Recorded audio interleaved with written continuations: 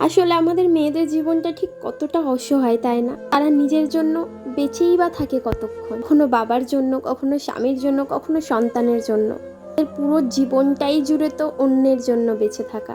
এক কথায় তাদের জীবনের কোনো মূল্যই নেই। একটা মেয়ের কখনো রাগ, অভিমান, কষ্ট কোনো কিছু হতে পারে না। এক কথায় তাদের কোনো অধিকারই থাকে না। এই জন্যেই তো একটা মেয়েকেই সবসময় সামনের মানুষগুলোর কষ্ট, ব্যথা, বেদনা সবকিছু, কিন্তু যখন তার কষ্ট হয়, তার দুঃখ হয়, তার অভিমান হয়, সেগুলো কেউ বুঝিয়েও বোঝার চেষ্টাই করে না।